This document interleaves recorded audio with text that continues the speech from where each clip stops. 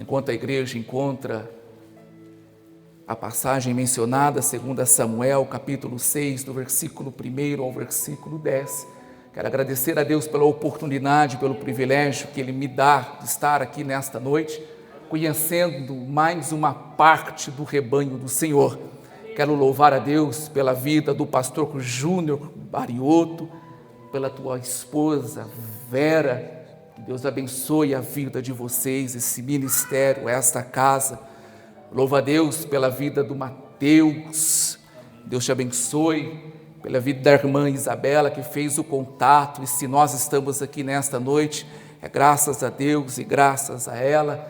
Eu também louvo a vida pelo meu amigo, irmão Éder, que foi esse intermediário para que eu pudesse também estar aqui nesta noite. Quero louvar a Deus pela vida da minha esposa, Marie, que me acompanha nesta jornada, pela vida da minha filha, Elisa, 10 meses, ela dá glória a Deus mesmo, viu, meus irmãos? Glórias a Deus. Louvo a vida pelo meu irmão, pela minha cunhada, pelo irmão e a mãe dela que nos acompanha nesta noite. Deus seja louvado. Quem encontrou, diga amém. Amém. Diz assim a palavra do Senhor, 2 Samuel, capítulo 6, versículo 1 ao 10, que diz: Mais uma vez Davi reuniu todos os homens escolhidos de Israel, 30.000. E Davi se levantou e foi com todo o povo que estava com ele a Balaim de Judá, para trazer de lá a arca de Deus, cujo nome é chamado pelo nome do Senhor dos Exércitos, que habita entre os querubins. E eles colocaram a arca de Deus sobre um carro novo, e retiraram da casa de Abinadab, que ficava em Gibeá. E Uzá e Aió, os filhos de Abinadab, conduziram um carro novo. E eles o retiraram da casa de Abinadab, que ficava em Gibeá, acompanhando a arca de Deus. Aió seguiu adiante da arca. E Davi e toda a casa de Israel brincavam diante do Senhor, com toda sorte de instrumentos feitos de madeira, cipreste, também com harpas e com saltérios e com adufes e com cornetas e símbolos. E quando chegaram à eira de Nacon, Uzá estendeu a sua mão até a arca de Deus e segurou-a, porque os bois a sacudiam. E a ira do Senhor se acendeu sobre Uzá, e Deus o feriu ali por causa do seu erro, e ele morreu junto à arca de Deus. E Davi ficou aborrecido, porque o Senhor havia feito uma brecha sobre Uzá, e ele chamou o nome do lugar Pérez Uzá até este dia. E Davi teve medo do Senhor naquele dia e disse: Como a arca do Senhor virá até mim? Assim Davi não quis remover a arca do Senhor até ele para dentro da cidade de Davi. No entanto, Davi carregou ao lado para dentro da casa de Obed-Edom, o geteu. E a arca do Senhor continuou na casa de Obed-Edom, o geteu, 3 meses. E o Senhor abençoou Obed-Edom e toda a sua casa. E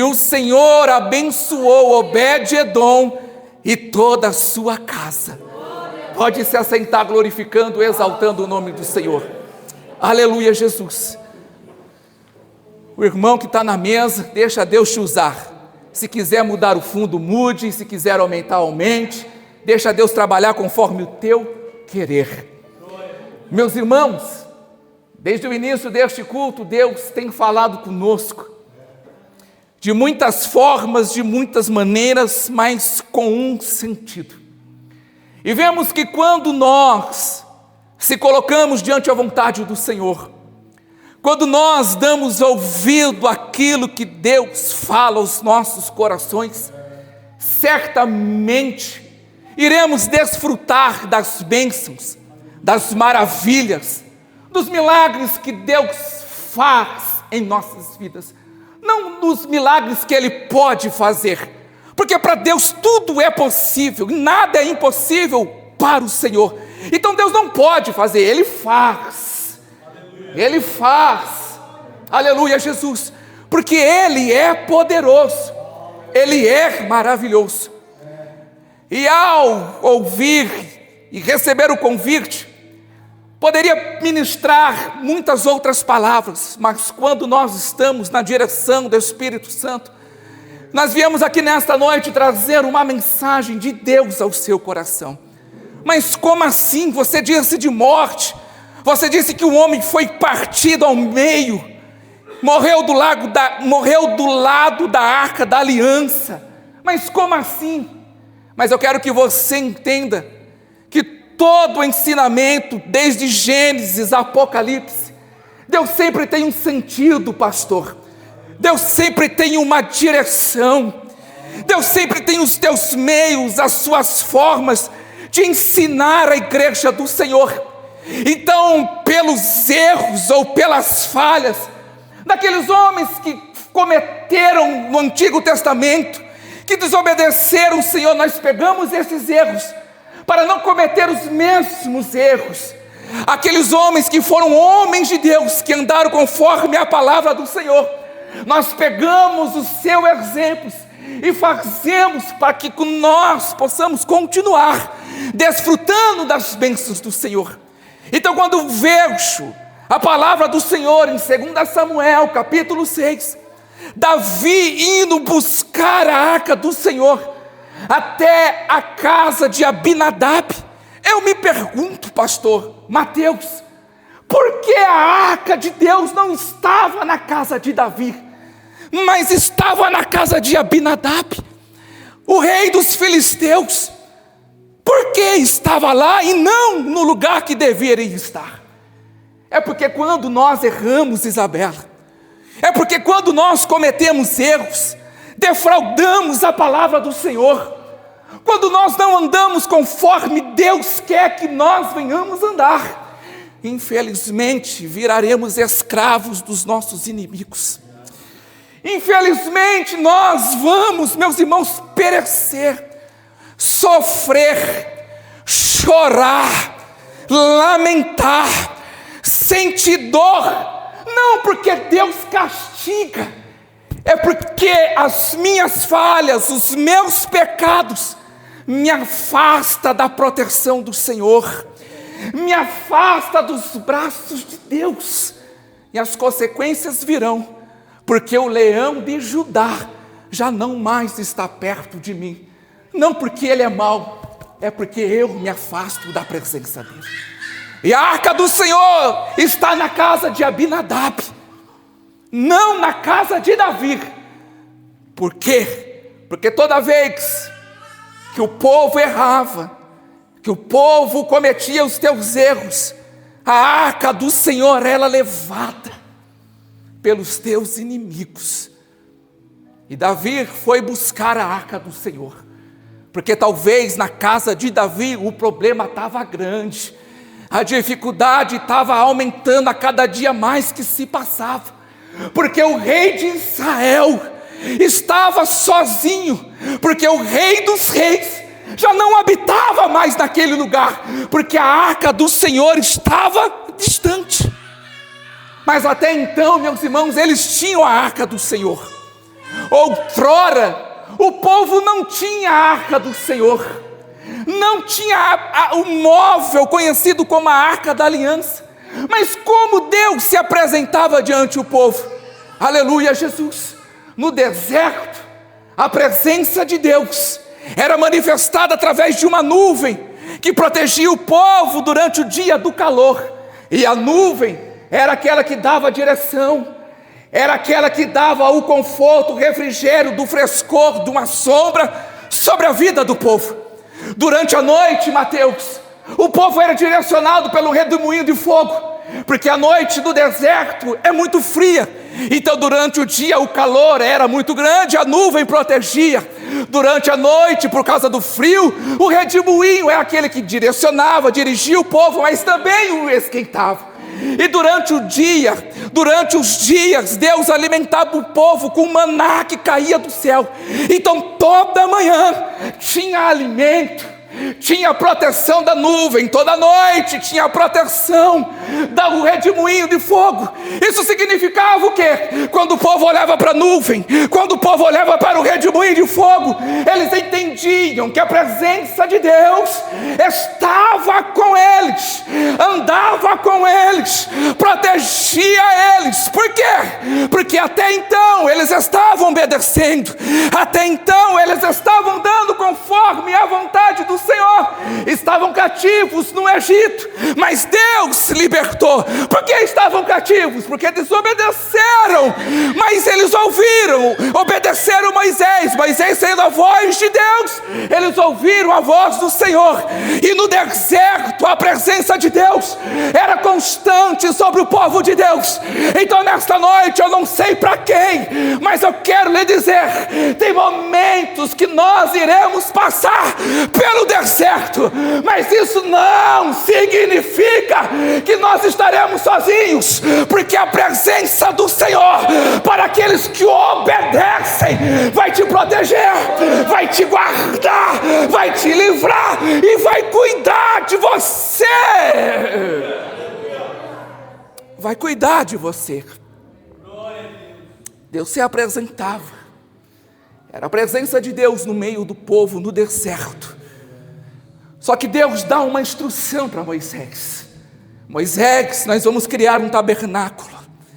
Tabernáculo móvel, aonde o povo vai, o tabernáculo vai. E para este tabernáculo iremos construir uma arca da aliança.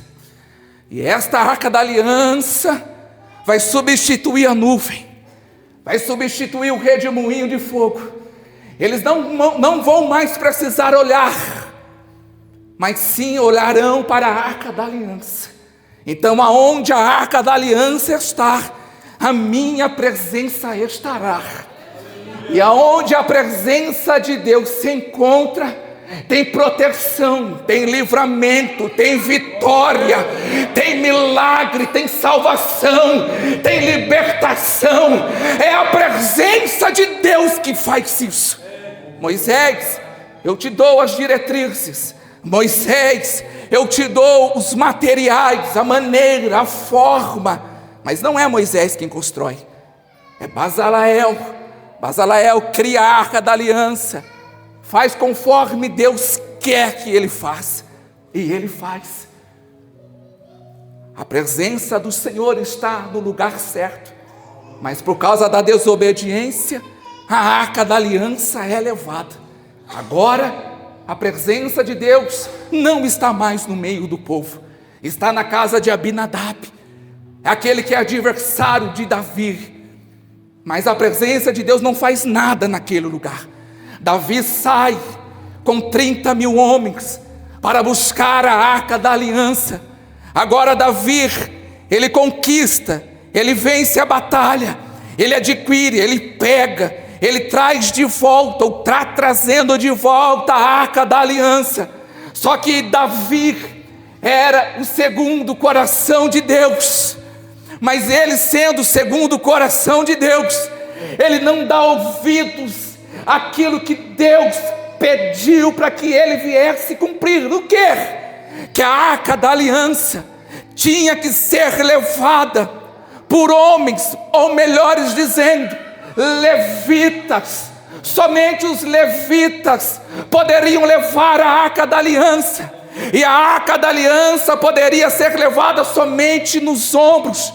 E para que ela viesse ser levada nos ombros, nas suas extremidades tinha 4 argolas, uma em cada extremidade. E dentro dessas argolas passava-se uma vara coberta de ouro. Então 4 levitas segurando a arca da aliança, levando ela conforme a vontade de Deus. Mas quando Davi vai buscar a arca, ele não leva os levitas, ele não faz conforme a vontade de Deus, ele faz conforme o inimigo estava fazendo, levando a arca em carro carro de boi. Então colocaram a arca da aliança em cima de um carro de boi novo, os bois puxando a arca da aliança. Davi não estava obedecendo, era levita que era para ter levado a arca, mas estava em cima de um carro de boi novo, e os bois puxando. De repente um deles tropeça, a arca balança, Uzá vai tentar segurar, porque Deus achou Uzá no meio, porque não era levita, não era para colocar a mão, porque quem poderia colocar a mão era somente os levitas. Colocou a mão porque não era levita, a arca balançou porque estava em cima do carro de boi, estava tudo errado, ninguém obedecia, ninguém estava fazendo nada, estava tudo errado. Uzá agora é partido no meio. Davi fica amedrontado pela cena, pelo ocorrido. Agora Davi tem medo de levar a arca para dentro da tua casa. Então nesta noite eu quero lhe dizer: quer desfrutar das bênçãos de Deus? Obedeça, obedeça, obedeça, obedeça, porque quando desobedecemos, a ira de Deus vem e algo ruim pode acontecer, meus irmãos. Pode acontecer, não porque Deus é mau ou porque Deus castiga, é a desobediência. E Davi agora ele fica amedrontado, com medo de levar a arca para dentro da casa de Davi. Agora ele pensa: onde deixaremos a arca do Senhor? E Davi olha, procura e olha uma casinha na beira da estrada. Deixaremos a arca dentro desta casa. E a casa era de Obed-edom, o geteu. E quem é Obed-edom? O geteu. A palavra do Senhor vai dizer, aleluia Jesus, que Obed-edom, o geteu, significa que ele era da cidade de Gate. Os estudiosos ou os pensadores dizem que Gate era Gate dos filisteus, ou Gate-rimom, uma cidade levítica. Meus irmãos, eu não acredito que as coisas acontecem por acaso. Mateus, para Deus existe propósitos. Ai, pastor, é por acaso aconteceu algo na minha vida? Não, é propósito de Deus para você. Na casa de Obed-edom não foi por acaso. Eu não quero seguir a corrente que Obed-edom era da Gate dos filisteus, não. Eu quero pensar e acreditar em seguir a corrente de que Obed-edom era da cidade de Gate-rimom, uma cidade levítica,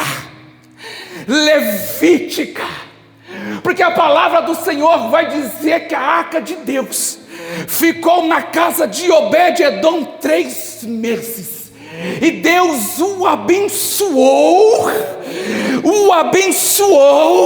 e Deus não parou somente Obed-edom, e Deus também abençoou toda a tua casa, toda a tua família.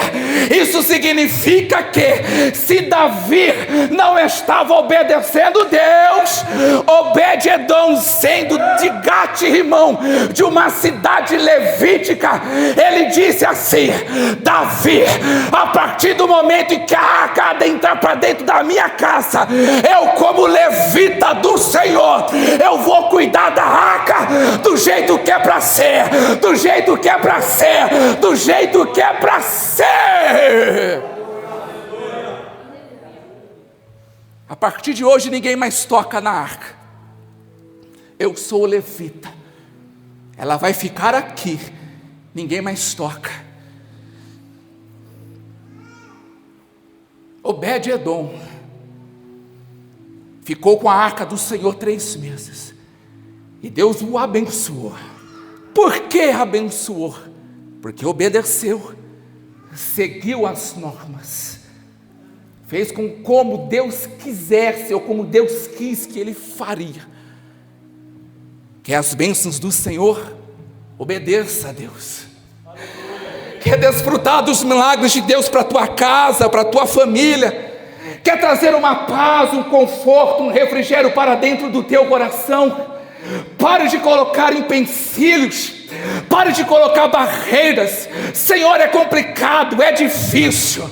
Se você está olhando para o teu problema e está dizendo está complicado, está difícil, eu tenho uma solução para você, para que você entenda que o teu problema para Deus ele é pequeno. Mas como assim? Quando você começar a desanimar por causa dos problemas, das dificuldades da vida, achar que o teu problema é maior, olha para Jesus Cristo na cruz do Calvário, onde ele foi crucificado, morto, meus irmãos. Sabe por quem? Foi pela tua vida, foi pela tua alma. E nesta noite eu quero lhe dizer, para Jesus ter vencido na cruz do Calvário, não foi fácil, foi complicado, foi difícil, mas para ele solucionar o teu problema não é nada. Então nesta noite eu quero lhe dizer, a obediência a Deus é a chave da vitória para a tua vida, para a tua casa, para a tua família. E Obed-Edom entendeu isso, porque se Deus abençoou, talvez seria porque não estava bom a casa de Obed-Edom. Então Deus abençoou Obed-Edom, e ninguém na casa de Obed-Edom morreu. Você não ouve falar. Ninguém foi ferido, ninguém morreu, porque ele obedeceu. E hoje, cadê a arca? Cadê o redemoinho de fogo? Cadê a nuvem? Não está. Cadê a presença de Deus? Não tem? Tem. Sempre teve. Sempre terá. Porque ele não teve início, não terá fim. Como foi louvado, ele é o alfa, ele é o ômega, ele é o princípio, ele é o fim. Ele é quem cuida, ele é quem guarda você, ele é quem livra. Sabe por que você está de pé ainda, meu irmão, minha irmã? É porque a presença de Deus é na sua vida. Porque a partir do momento que a presença de Deus se aparta de nós, nós estamos vulneráveis, nós estamos frágeis, e o inimigo está ao nosso derredor, querendo nos tragar, meus irmãos. Mas a presença do Senhor, diante os anjos, estão ao nosso redor, ao nosso redor, é ao nosso redor, nos guardando, nos livrando. Então nesta noite glorifique o nome do Senhor, porque se você está de pé, é porque a presença de Deus está ao teu derredor, o seu redor, te guardando, te livrando, te protegendo de todo mal, de todo mal, de todo mal, de todo mal. No Velho Testamento, Deus se apresentava ao povo, e a presença de Deus era essencial. A Arca da Aliança voltou para a casa de Davi, e Davi, com a Arca da Aliança, venceu batalhas. José, com a Arca da Aliança, derrubou o muro de Jericó. Com a Arca da Aliança, atravessaram o Rio Jordão. Porque quando a presença de Deus está nas nossas vidas, ela nunca anda atrás de nós. Ela nunca anda. Ela sempre anda à frente. A presença é quem guia. A presença é quem direciona. O bom pastor, ou um pastor de ovelhas, é ele quem guia as ovelhas às águas tranquilas. Não tem como ele deixar as ovelhas ir à frente e ele ir à retaguarda. Elas não sabem o caminho. Elas não sabem que direção ele irá tomar. Mas a palavra do Senhor em João 10 vai dizer que Jesus é o bom pastor. Ele chama as suas ovelhas e as suas ovelhas ouvem a sua voz, e elas o seguem, porque a elas os conhece a voz de Jesus. Então isso significa o quê? Que Jesus está à frente, dizendo: venha, o caminho é aqui, a direção para o céu é neste caminho, para você alcançar Apocalipse 21, onde o nosso irmão Mateus leu. Você tem que seguir a presença de Deus. E quem é a presença de Deus hoje? É a nuvem? Não. É o redemoinho? Não. É a arca da aliança? Não. Mas quem é a presença de Deus hoje? Jesus. Ele é o nosso bom pastor.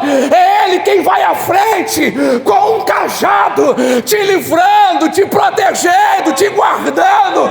E você pode ter certeza que o momento está difícil, está complicado, mas Ele vai te levar às águas tranquilas, a pastos verdejantes, e você vai desfrutar da glória de Deus.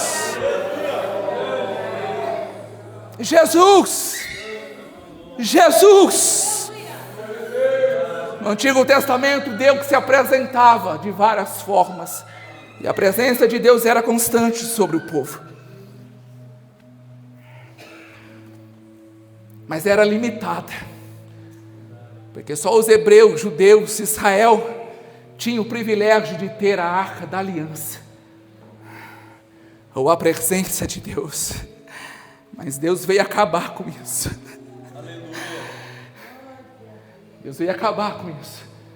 Eu amei o mundo de tal maneira que entreguei o meu Filho, o unigênito, para que todo aquele que nele crer, é todos.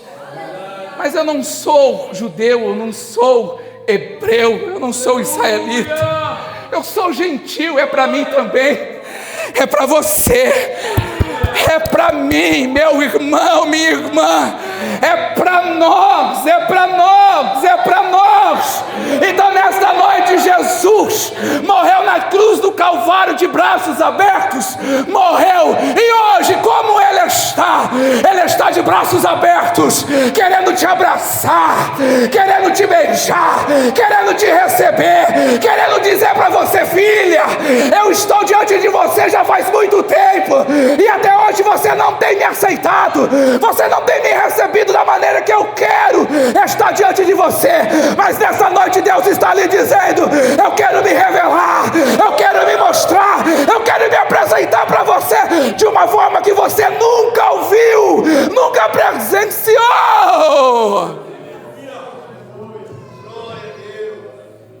Jesus, quando você está com sede, o bebedouro está distante e você continua com sede. Só que quanto mais perto você chega, mais você tem um entendimento que a sua sede vai cessar. E a corça, ela tem esse entendimento, porque ela exala um odor, e esse odor que a corça exala atrai as feras que querem fazer com que ela se torne presa. E como ela se livra das feras? Anseando pelas águas.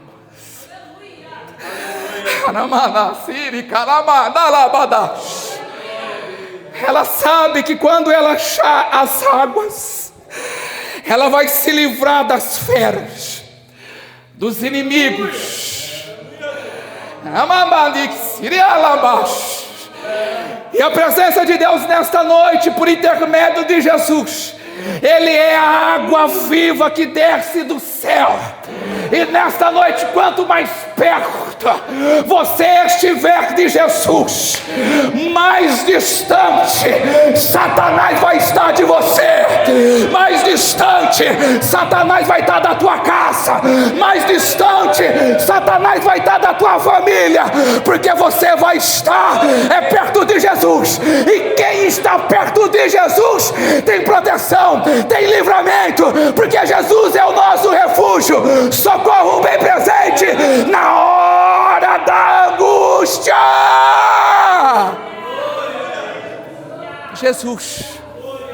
Jesus, Ele é a presença de Deus nesta noite. Ele é a presença de Deus nesta noite. Não precisa mais de redemoinho, não precisa mais de nuvem, não precisa mais do móvel. O que eu preciso? De Jesus. Davi desobedeceu, a arca foi retirada, não obedeceu, uma pessoa se feriu, mas para quem obedece como Obed-Edom, desfruta das bênçãos de Deus. Jesus está aqui nesta noite, e a presença de Deus, ela não muda, ela é a mesma desde a fundação do mundo, ela é a mesma na progressão do mundo, ela será a mesma após o fim do mundo. Ela não muda, é a mesma, porque Ele é imutável, atributo divino, só Ele tem. Eu mudo, mas Jesus não muda. O mundo muda, Isabela, mas o nosso Jesus não muda. O governo humano muda, mas o governo celestial, Ele sempre será conhecido como a Trindade. Nunca muda, pastor. É Deus Pai, Jesus Filho e Espírito Santo. Eles não mudam, são imutáveis, reto, justo, inabalável, diferente do irmão Joe, que é inconstante, como a nossa irmã Isabela mesmo disse. Estamos bem por um certo tempo, mas de repente vêm as dificuldades, deixamos a fé cair um pouquinho, não desviamos, não se afastamos, mas ficamos desanimados, entristecidos. É errado isso? Não. O que não pode acontecer é desobedecer. Nós somos seres humanos, temos sentimentos. Eu vou chorar, eu vou gemer, eu vou sentir dor, mas Jesus diz: no mundo tereis aflições, mas tem de bom ânimo, tem de bom ânimo, tem de bom ânimo, tem de bom ânimo, porque eu venci o mundo. Então quando eu obedeço, eu estou perto de Jesus, e se Jesus obedeceu o mundo, o que o mundo está tentando fazer com que eu venha me afligir, com Jesus eu vou vencer, eu vou vencer, você vai vencer, nós venceremos, mas é com Jesus. E para eu estar perto de Jesus, eu tenho que obedecer, porque a presença de Jesus não muda, mas quando Ele chega, a sua situação, ela muda, ela muda, mas Jesus não muda não, mas o meu problema muda, a minha vida muda. Meus irmãos, eu estou com 37 anos, há 20 anos atrás, 21 anos atrás, quando tinha 17, 16 para os 18 anos, você acha que eu nasci num berço evangélico? Não nasci num berço evangélico, mas quando eu tinha os meus 16 anos, 17 anos, os meus 18 anos, se você quisesse me encontrar, sabe aonde você ia me achar? Nas bocas de fumo, nos prostíbulos da cidade, aonde tinha briga, discussão, você poderia estar lá, que o irmão Joe iria estar lá também. Só que um dia, como a mulher do fluxo de sangue ouviu falar de Jesus, aleluia, eu ouvi falar de Jesus, olhei para a minha vida, as roupas sujas, as mãos vazias, em delito, em pecado, mas eu ouvi falar da presença de Deus, por intermédio de Jesus, e Ele disse para mim naquele dia: vinde a mim, vós que estáis cansados e oprimidos, que eu vos aliviarei. E naquele dia, em 2009, eu aceitei ao Senhor Jesus Cristo, e a presença de Jesus que não muda. Quando ela entrou na minha vida, ela mudou, me tirou das drogas, me tirou do vício, me tirou da prostituição, me tirou das brigas e me trouxe para a presença de Deus. E diante da presença de Deus, Ele me deu uma família, Ele me deu um ministério. E nesta noite eu quero lhe dizer para você o que é impossível, porque nesta noite Deus está falando para mim: nada é impossível.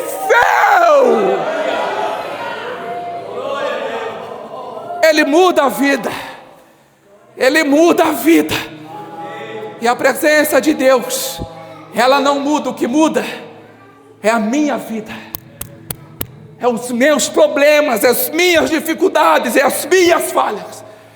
Mas para que Deus possa trabalhar, temos que obedecer. A presença de Deus para as nossas vidas, ela traz alegria. Mas como assim? Alegria. Tinha uma cidade por nome de Naim. Tinha uma mulher que outrora era perder o teu marido. E o marido naquela época era o que trazia o sustento. Diferente dos dias de hoje, que a mulher tem total poder, autoridade de poder trabalhar e trazer o sustento também para dentro da casa. Mas naquela época eram dependentes 100% do homem. O seu marido se foi, mas ela tinha esperança no seu filho, porque ele era o homem. Ele iria tomar uma idade, e daquela idade ele iria começar a trabalhar, trazer a finança para dentro da casa, para que os mantimentos pudessem ter, a manutenção da casa viria, o alimento iria também ter. Mas o menino morre. A cidade de Naim era conhecida por ser uma cidade de paz, tranquilidade, mas naquele dia a cidade chorava. Então o cortejo estava saindo para fora da cidade, porque o cemitério naquela época era para fora da cidade, um lugar afastado.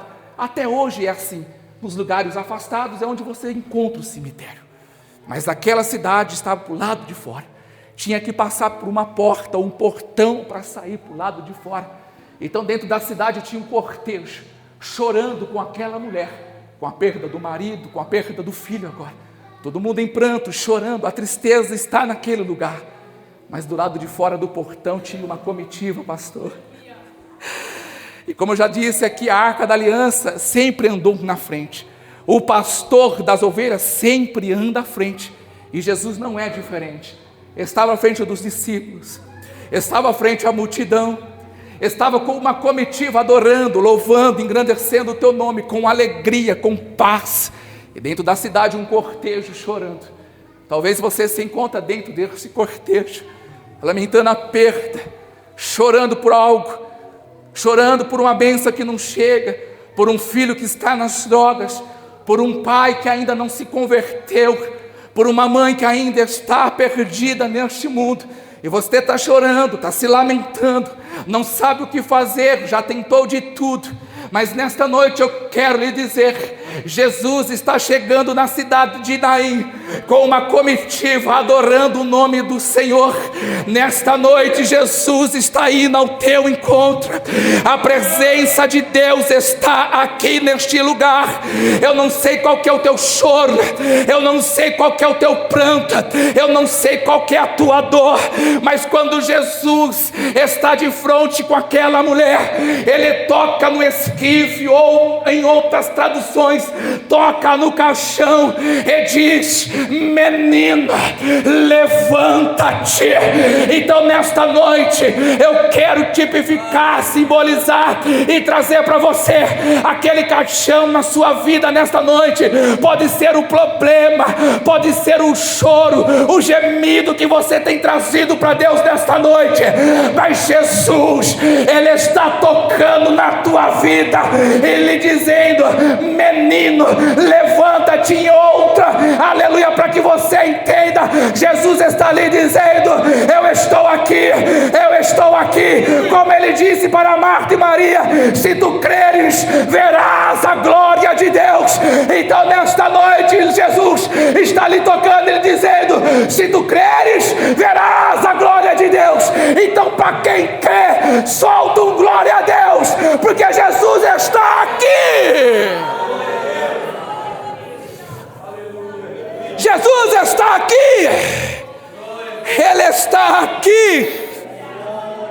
Ele não muda, o que muda é a situação. Ele pode mudar a tua vida, a vida do teu filho, da tua mãe, do teu marido, seja quem for. Ele traz alegria para a situação. Ele faz prosperar a situação. Mas é pouca farinha, meu irmão. Tem pouco azeite. Eu não sei mais o que fazer. As contas estão chegando. Perdi o emprego. A situação está complicada. Para mandar lá. Jesus está em um lugar desértico. Pede para os discípulos irem ao meio da multidão, perguntar se eles encontrariam pães. E os discípulos trazem uma resposta para Jesus: Jesus, temos pães. A multidão é grande. O que temos é 5 pães e 2 peixes. É o que temos. 5.000 homens, fora mulheres e crianças. O que temos é 5 pães e 2 peixes. No Antigo Testamento tinha nuvem, tinha redemoinho, tinha a Arca da Aliança. No Novo Testamento, na graça onde nós vivemos hoje, a presença de Deus é Jesus. Aonde Ele chega, a presença dEle não muda. O que muda é a minha história. Aonde Ele chega, Ele traz alegria, muda toda a história. E aonde tem pouco, aonde não tem quase nada, Jesus pega os pães e os peixes, dá graças a Deus e diz: discípulos, distribua. Estou com fome. Posso repetir? Pode. Posso pegar mais um? Pode. Eu estou com fome ainda, Jesus. Posso comer? Pode. Sobrejou 12 cestos cheios. Saíram, Mateus, saciados. Deus cuidou, Deus protegeu, Deus alimentou. Prosperou aquilo que era pouco. Para você é pouco, para Deus é muito. Para você não é quase nada, para Deus é suficiente. Leva o currículo aonde você quer entrar, Jesus vai abrir a porta. Continua se esforçando no estudo, que Deus vai te dar a condição de você se formar dentro daquilo que você está buscando. Mas é pouco, meu irmão, é pouco, Jesus. Coloque este pouco na presença de Deus, porque o nosso Deus é poderoso sim, para cumprir na tua vida muito mais além daquilo que você pede, daquilo que você pensa, daquilo que você está esperando. Mas para que tudo isso aconteça, tem que ter obediência, tem que ter obediência, tem que ter obediência. Então nesta noite, meu irmão, seja como Obed-Edom, coloque a presença de Deus para dentro da tua casa, ou melhor dizendo, para dentro do teu coração. Cuida dele, guarda ele, obedeça a ele, porque ele vai te guardar, te proteger, te livrar. Ele vai mudar a tua história, trazer alegria, prosperar e melhor ainda, vai nos levar para o céu. Se coloque de pé. Aleluia! Glória a Deus. Uma permissão do pastor. Eu não sei a forma que você adentrou, mas esse Jesus que eu tenho e que eu aceitei na minha vida é poderoso para mudar a tua história. Se você ainda não tem esse Jesus, e nesta noite este Jesus te tocou, falou contigo, eu quero lhe convidar para aceitar este Jesus. Eu te convido para que você saia do teu lugar, e como uma atitude de fé, nós possamos orar por você. Orar por você. Não perca tempo. Não perca tempo. O que Jesus quer fazer na sua vida é grande, é poderoso, é maravilhoso.